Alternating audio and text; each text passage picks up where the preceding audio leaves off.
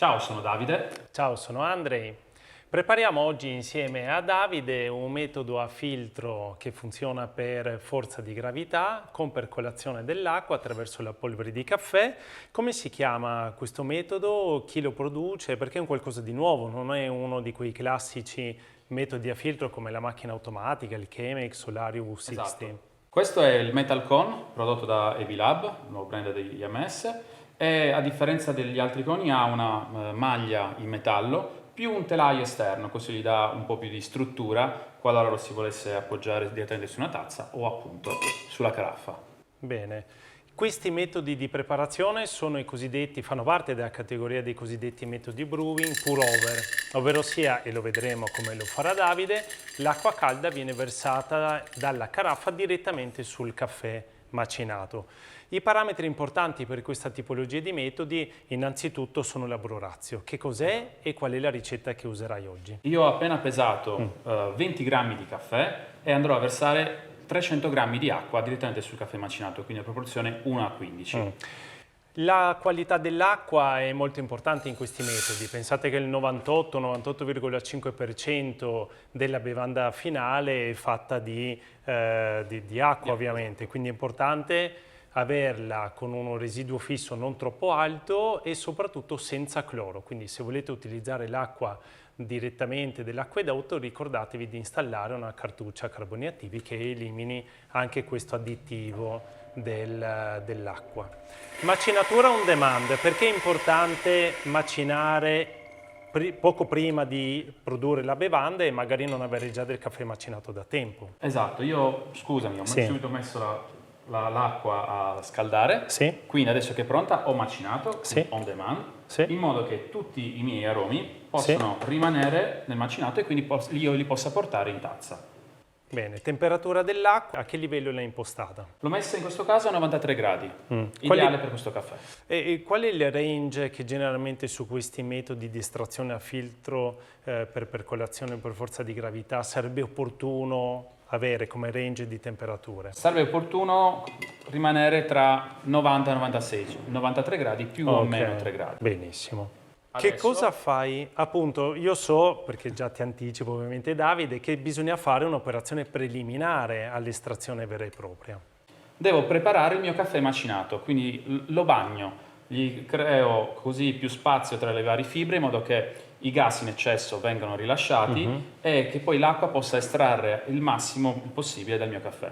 Perfetto, questa operazione tecnicamente in gergo internazionale si dice blooming, in italiano potremmo dire pre-infusione, e proprio a questo scopo di riuscire a iniziare la prima fase di estrazione, inumidire bene le particelle di caffè, ma soprattutto, come ha detto Davide, far fuoriuscire la gran parte della CO2 che è presente all'interno delle particelle di caffè, che in qualche modo ostacola l'estrazione, no? Perché in controcorrente esce verso l'esterno.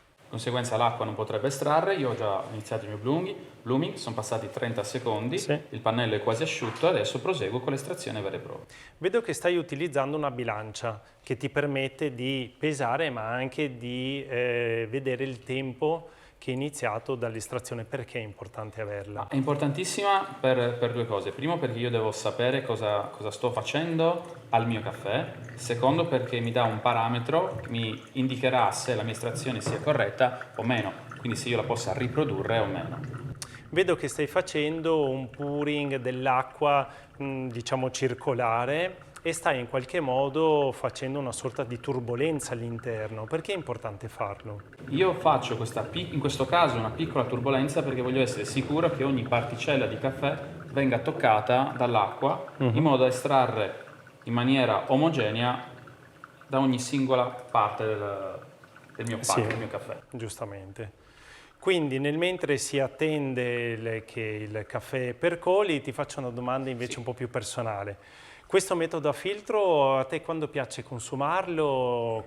Da solo, con gli amici, al lavoro, quando sei a casa? Allora, molto egoisticamente, se fossi con un buon caffè da solo, se invece sono con un caffè posso anche dividerlo con gli amici, ma a parte gli scherzi, il metallo mi dà molta più energia, molto più corpo, molta più complessità, quindi io lo preferisco di mattina, come sveglia. Bene, quindi è al posto della classica moka o espresso eventualmente che si può consumare a casa. La pulizia del filtro di metallo. Allora, il filtro di carta è usa e getta, no? Si utilizza una sola volta per un'unica percolazione, questo invece è un filtro che può essere utilizzato più volte. Può essere riutilizzato, l'importante è come ogni attrezzatura va pulita, va lavata. In questo caso basta rimuovere il caffè, dargli una sciacquata con acqua calda, se non devo più riutilizzarlo posso usare i prodotti appositi o anche in lavastoviglie perché comunque questo è acciaio. Ok, quindi comunque del detergente è necessario utilizzare per rimuovere la parte oleosa che si attacca ovviamente alla parte metallica del filtro. Va bene, allora assaggiamo il caffè preparato col con di ABA Lab.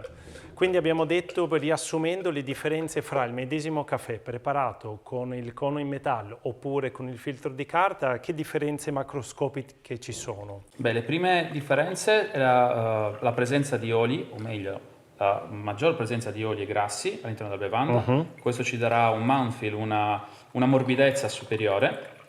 Quindi questo anche in termini di sensazioni tattili al palato, vero? Sì, quindi anche maggior complessità e bilanciamento, quindi percepiremo meno l'acidità a favore della dolcezza del corpo. Bene.